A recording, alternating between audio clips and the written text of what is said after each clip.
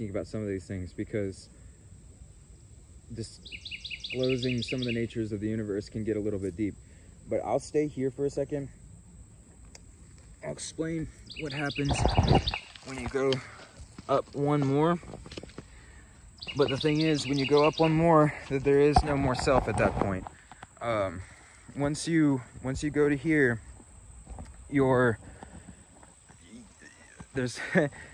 there is a self, but there's only awareness and bliss, and it's just bliss and awareness. That's it. And there's no more body, there's no more mind, there's no more other. There's only you and only your bliss, and that's it. And that bliss is God. But we'll go back to here. So let me now speak about the different densities of consciousness. So I may just cut this into 2 videos, but I may keep it all on one.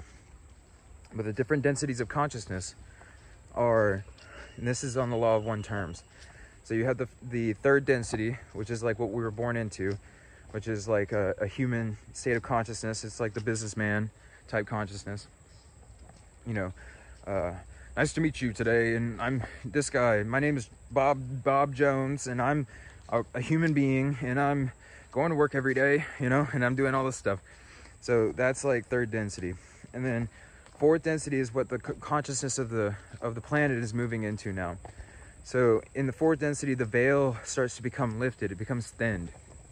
What the veil is they call it a veil of delusion, because it's a thought that you are separate from your environment, or you're separate from anybody or anything around you. So when that starts to become lifted, then you start to see the unity between you and things around you. When your heart opens, you realize that you and your friend, or you and your brother, are one and the same.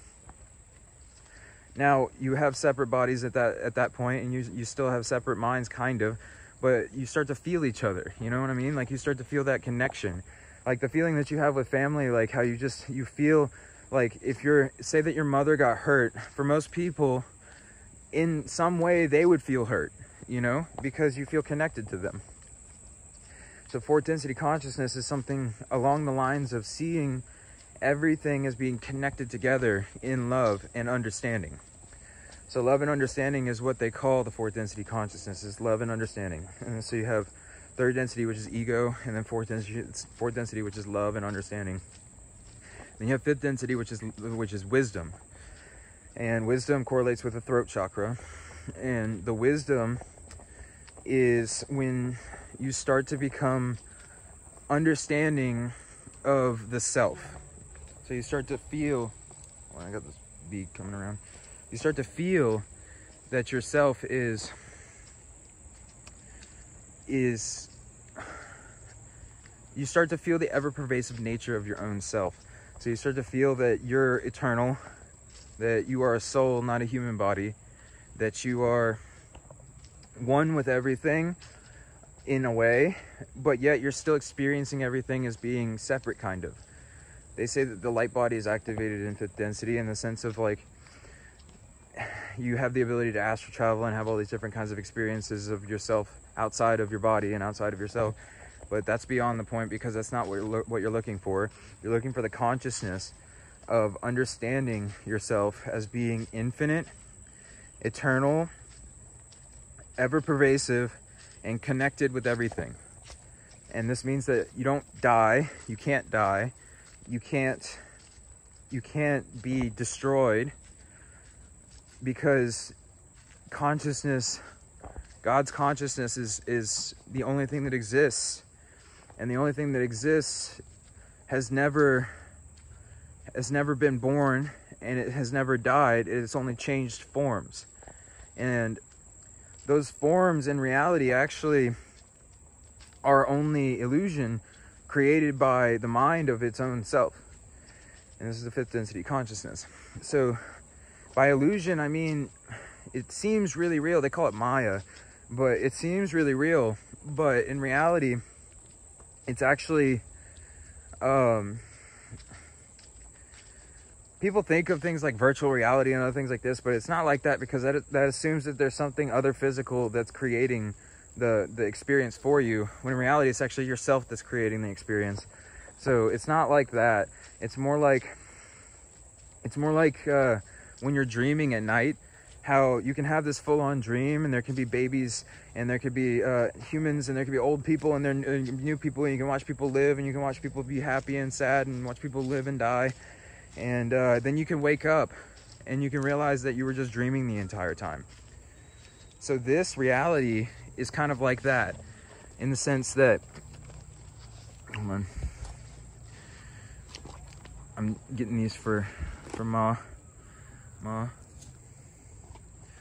One more for Ma. Okay. So this reality is, in one sense, it's real because you're experiencing it. You know, I'm here, I'm in a body, I'm experiencing myself, and I'm experiencing other people in the world and everything. But I also know that all those things are only happening in the mind, and the mind of God, I mean. They're only happening as perceptuary experiences. They're happening through my senses, and my senses are only a filter for reality, which is behind the senses, if that makes any sense. But the point that I'm making is that the reality of everything is actually behind your senses. So it's not what you sense, feel, touch, taste, smell, and all this. It's actually the ever-pervasive nature of consciousness itself. The same way that when you're dreaming, you can feel and you can touch and you can have all these experiences. Look at it. Oh, I wanted to get really close until I wanted to make the camera come onto it. I love you, buddy. Jay shit on. But he's still there. It's okay. She's camera shy. But anyways, this, what was I talking about? Okay, so the basically the nature of everything. So the same way when you're dreaming, how you can have a dream, and in that dream you can have all these different experiences and have these sense experiences, and you can even experience yourself flying or experience bliss and happiness and all these other things. And then you can wake up and you can realize that actually your mind created that entire dream, and that none of it was actually real. And then you forget about it in like 10 minutes afterwards. And that's kind of like how this life works, except you don't actually forget about it. Your soul, it's not like your soul isn't like a human mind, so it doesn't really forget the same way that we can. It still remembers everything, and it actually has the ability to be able to store all of the experiences that it's ever existed and ever experienced. And that's what you call like the higher self, is like all those different timelines. And then on another level, moving into the sixth density, is the merging of wisdom and love. So once love and wisdom start to merge together, and you start to realize that the nature of everything is bliss, and when you start to merge love and wisdom, then all of a sudden everything around you becomes blissful, and you start to realize that everything is bliss. Everybody, everything is innate. Everybody innately wants to experience bliss. That's everybody's being pulled back to God. They're all, no matter how devilish, no matter how anything, everything that everybody is doing is just seeking for bliss. That's all they're trying to do. They just want to feel happy. They just want to feel bliss. And so once you start to realize that, then the wisest thing to do is to seek bliss. And the way that you do that first is by seeking your own bliss in yourself, which is the fifth density, you see. And then in the sixth density, you start to understand that your own bliss inside yourself, is actually available both in yourself and outside yourself.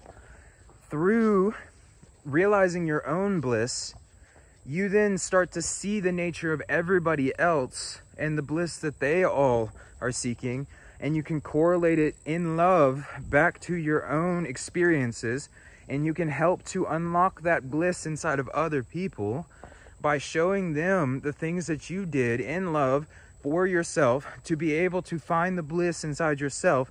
And then in that love for yourself, and then in that love for God, meaning God, Guru, Self, all one, In this consciousness, there's no more separation, so there's no more difference between yourself and God, because God is a part of you and you are a part of God. And it, like, the only difference is that God is the consciousness of yourself beyond, inside of everybody. So this is part of the sixth density, is that everybody starts to merge together. They call it a social memory complex in the law of one. And what that means is that literally everybody's consciousness starts to come together and become one being, and that being is you. And so what that is that the entire planet becomes you, and then you then become part of the solar system, and then the solar system starts to become all one, and then the whole Milky Way becomes one, and then the Milky Way sees all the other galaxies, and then they all become one, and then eventually the entire universe itself becomes one, and that one is Brahman. That's what they call Brahman. And then beyond that, you start to realize that there's infinite universes, and that each one of these each one of these individual universes, you're kind of just hopping between all these different universes in your own choices that you make every day, in the sense of your ego choices. But like, your ego actually isn't the one who's directing, because it thinks that it has free will to be able to choose anything, but in reality, it's actually the higher self that chooses all the experiences before it comes into the incarnation, and it gives choices of different kinds of experiences, but it's still limited to the choices of the karma that your ego has to offer. So in reality, you're not actually able to choose by your own free will until you're free of all karma, because your karma is going to cause you to choose particular states of consciousness and particular different experiences and particular different like choices in your life, because your karma is your previous actions and your present repercussions of those actions, but also it just means action in general. So it's just the action that you take. And because you're conditioned to take particular actions over and over and over again, because of desires and because of thoughts about different states of consciousness and different kinds of like ideas that you have about the world and all these different things, you're conditioned to make particular decisions, and those decisions are not always based on your own free will. They're based on your previous actions and your previous decisions. So in reality, that's not actually your free will that's making those decisions, it's actually your karma that's making those decisions. And once you're free of your karma, then you can actually use your will to be able to create or manifest realities.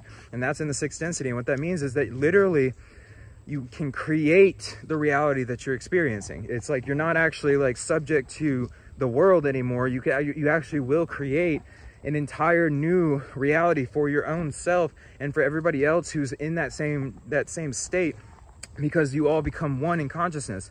So at that point, it becomes a heaven realm in a way, or a hell realm. It just depends on whatever it is that you decide to make. You know, you can make it whatever it is that you want. And the hell, like at that point, the only difference would be is that you would have control over everybody, or you just are one with everybody. That's the only difference. Is that like, because in both of those, you know that you're one with everybody. The only difference in the hell realm is that you think that you basically limit the consciousness of everybody else in order to be able to feel like you have power over them, or something like you're trying to play God or something like that. And the difference in the positive is that instead of trying to play God, you actually just understand that God is actually the only one doing anything anyways. God has been the puppet master for the entire time, and that you've never actually had any kind of real free will to do anything until you've actually realized that God was the only one doing anything. And then you become a co-creator with God, and you start to experience things as a co-creation rather than something that you feel like you're creating for your own self. So these things start to merge together, you know. That's why they say in the sixth density, when love and wisdom come together, the negative and the positive become one, meaning the negative has to concede to the positive, because the negative starts to realize that if everybody else and everything else is my own self, then how can I control myself? Meaning like, how do I put this? If I really truly want to love myself, right? And I realize that literally everybody is me, not just me, but I am literally everybody, then how is it possible for me to love myself if I'm trying to control other people by hurting them? Because I'm only hurting myself, you see? So it's thrown into confusion, because the self starts to realize that it has to love everything equally, and it can't put its own self on a pedestal because it's literally one with everything. So it has to love everything as its own self. And once that starts to happen, it starts to realize what God is. And that's the consciousness of what God is that it realizes that it loves everything and everybody equally as its own self. And it doesn't see any differences between even the worst demonic entity and the most angelic entity. Because in reality, they're all going back to God eventually. You see, eventually all of it comes back into where it is that we're talking right now, you know? And then you start to merge into the seventh. And in the seventh, all new reality comes about. They call it intelligent infinity. So once you go into intelligent infinity, then basically they would call that like Shiva, you know? And then Shiva's consciousness, in Shiva's consciousness, everything starts to dissolve and a new creation starts to become. And you could call it a new Brahma, or you can call it a new Shiva, or you can call it whatever it is that you want to call it. But basically the consciousness of everything starts to merge into itself, and then it goes into an infinite state of nothing and everything, all potential, but also no manifestation. And then through that all potential, no manifestation, it'll create an entirely new, but more advanced experience to go through, meaning a more blissful, a higher octave is what they call it. And in that higher octave, everything is expressed differently, but it's in a way that is new.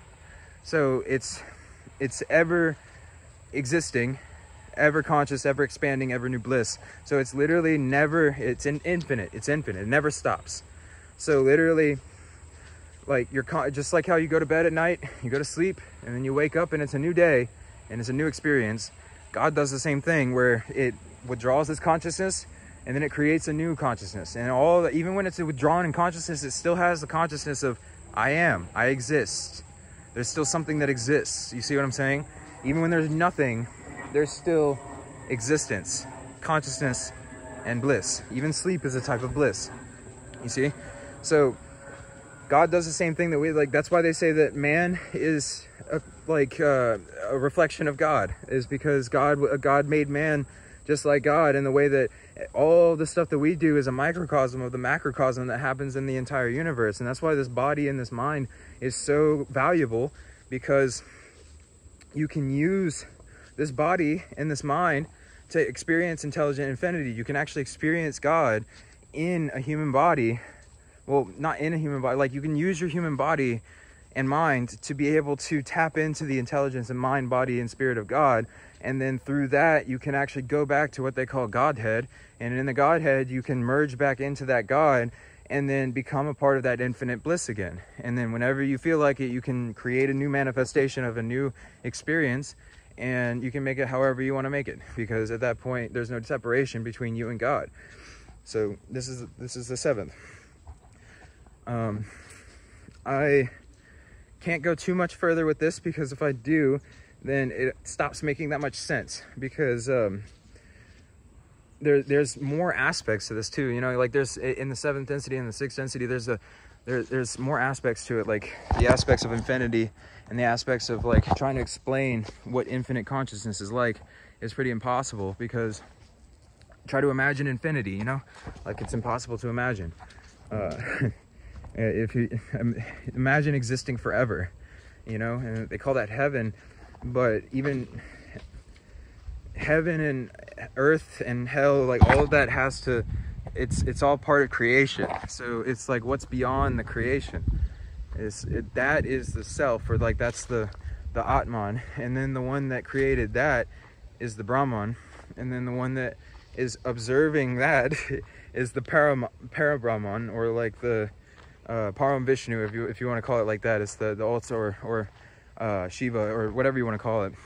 The point being is that there's layers to all this stuff, and all of these things, you basically, the lokas are you going through these layers of consciousness to realize these higher and higher versions of your own self, until you start to realize that you and God, you and all these ishtas, you and all the gurus, everybody is all one. And in that one, there is bliss. And once you merge back into that one, then you become infinite.